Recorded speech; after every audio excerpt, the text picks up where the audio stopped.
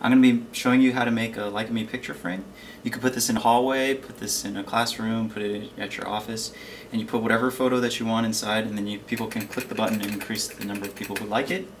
It has an on-off switch and a reset button in the back.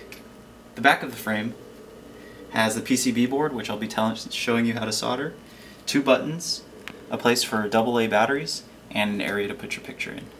This is a white one. Today I'm going to be making a pink one over here. So these are the parts that you need to make the picture frame. The piece which you'll be using the most is this soldering iron over here. It's going to heat up the solder and melt the components to attach firmly onto the PCB board.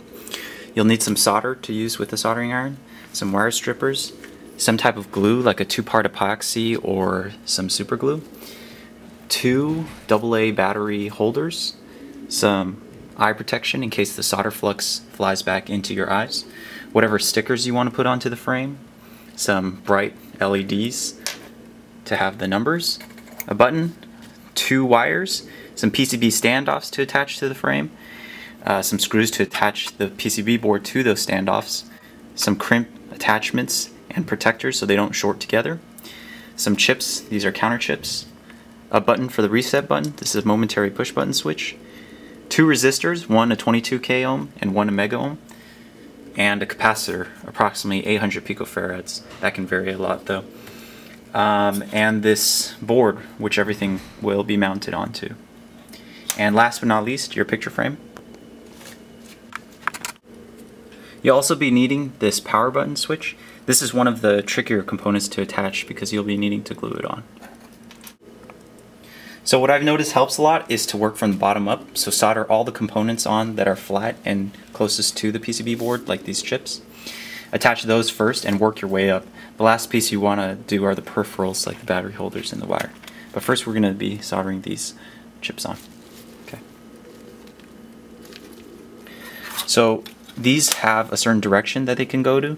If you noticed a notch on the top right here, it corresponds to the notch on the PCB board.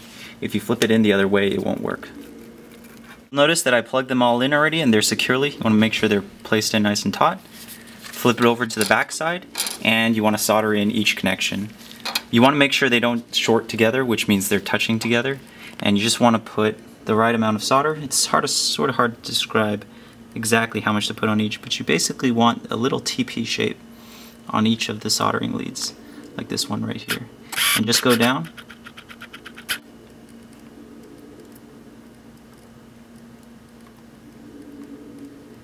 The solder should flow into each of these spots. And the last one finishing up right here. Okay, that looks good. Now that these components are soldered in place, what we'll be attaching is the resistors next. These resistors, you want to bend them beforehand and then plug it in. So I'm just going to crease this one. This one's the 22k ohm. And attach it into the spot that says 22k ohm, which is this top spot right here. You want to pull it all the way through and bend it out onto the sides. And I'm going to attach the 1 mega ohm also. So bend this beforehand, plug it into the bottom right here. And these are really easy because they're all through-hole connections, which means they go through the PCB board. Just pull those nice and taut. Then grab your soldering iron. You don't want it to look like a bead, you want it to kind of flow onto the board. Next I'm going to attach this capacitor on. These don't matter the direction that you put it in.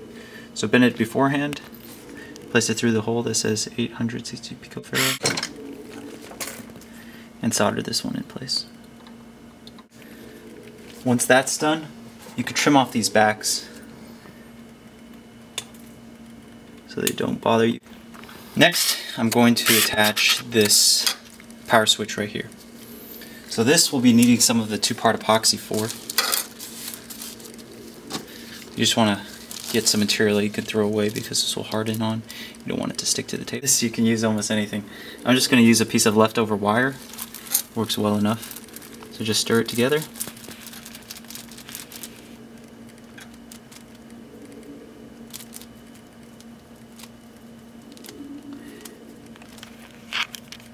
Once that stirs, it's going to take about 5 minutes to cure. But you want to attach just the slightest bit to this edge here. And you don't want to put too much that when you attach it on, it's going to flow over and dry and cause the button not to switch over. So you want to place this into these 3 holes here. I like to put it on the back side, but it doesn't really matter which way you put it in. Jimmy that in. And I'm going to put a little bit extra epoxy on the sides just to help hold it in place.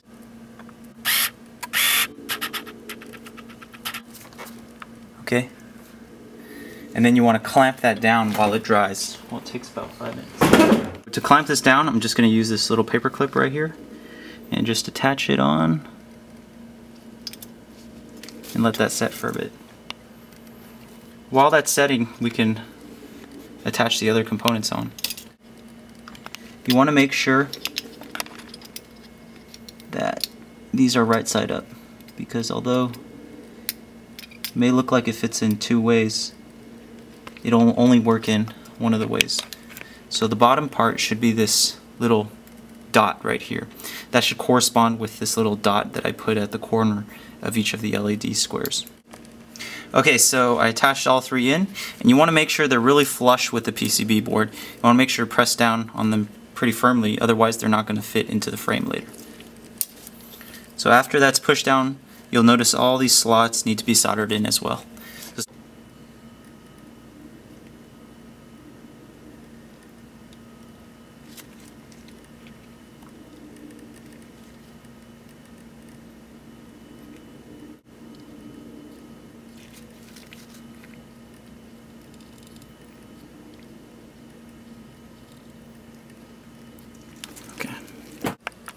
Next we'll be attaching this push button switch into the back of the PC board. So the way this push button works is when you push down on it, it's going to connect these 2 wires to these 2 leads right here. And it only works in one direction. Like if you switched it this way, it wouldn't work because it would only connect this one to this one and this one to this one. So this notch right here designates which direction it connects together. So you want to attach it to the back side such that these notches are up and down right here, and attach it into this slot into the back. And if you push it, you'll hear a little click.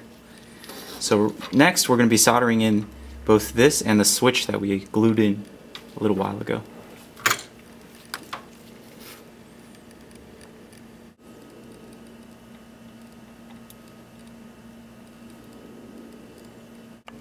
Okay, next we're going to be attaching these battery holders into the spot. If you notice this little plus sign next to this 2 leads here, we're going to put one red wire for the battery holder here, and then the other red wire here, one black one here, and one black one here. Just place the wires into these holes. You might have to twist the wires a little bit to keep them all joined together. You just want to put them in carefully. Then you're going to flip it to the back side while keeping these still in place and solder those in. Stop.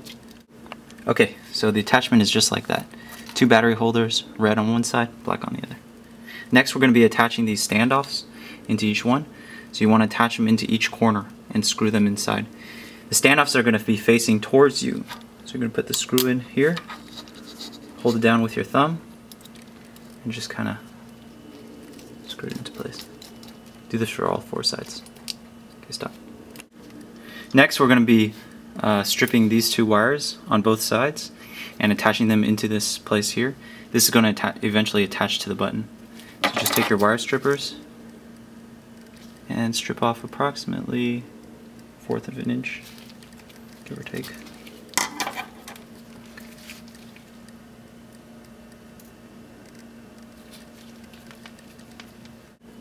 So I put those through the holes, and now you're just going to solder these onto the edges right here.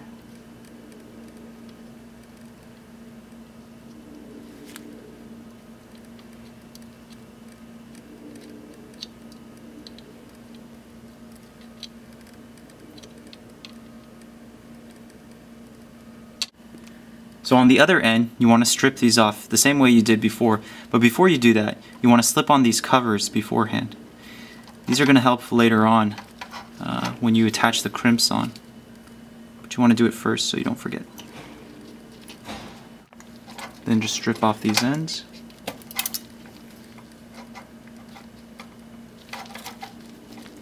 Poof. So you want to twist these in and attach them to this crimp here. You're going to place it in here and crimp the edges closed. You can use anything like needle nose pliers, or if you have a crimp tool you can use that as well. Just get needle nose pliers. Just crimp it closed. One side and the next.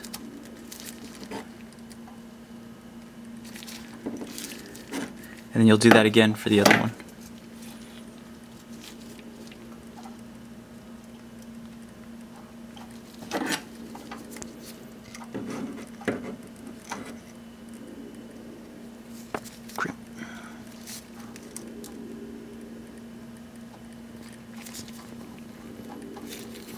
Okay.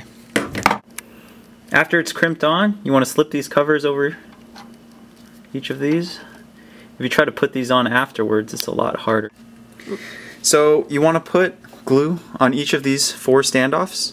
That's going to help it attach to the frame. And you want to put a little more glue here. You can blob it on. This is just to support these power cables so they don't tear off. So I'm going to use the 2-part epoxy again. So I just mixed the 2-part epoxy and just going to apply liberally to each of these faces.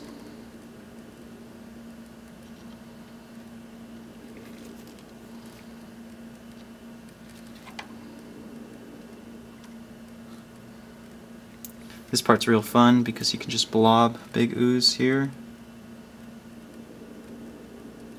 It's going to help hold it in place if there's any stress on the cables. And before this dries, you want to attach it to the back of the frame. It should pop into place right here.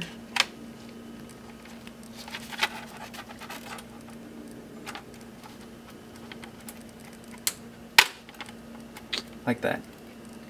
And keep a little pressure while it dries. Okay. Next I'm going to put a little bit more glue onto these battery holders. Just apply it to the back.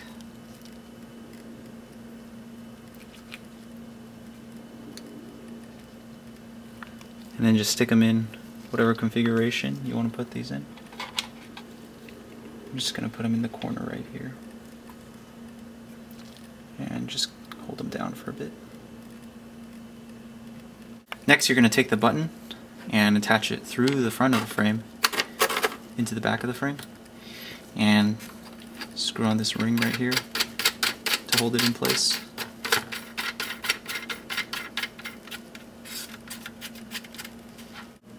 Next you're going to plug these 2 sockets into the button. So just put one here, and then one more right there, just like that. Next we're going to be putting our thumb sticker onto the button.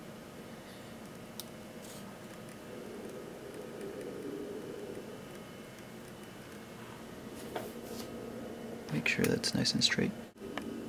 Next you're going to put one of these protective stickers over the sticker. This just prevents any fingerprints from smudging or any dirty hands from smudging. I'm going to place that right there.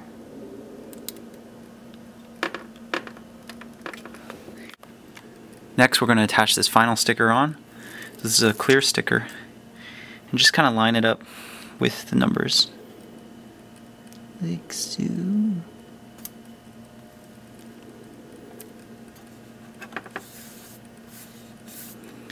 And then peel off these protective covers over the LEDs.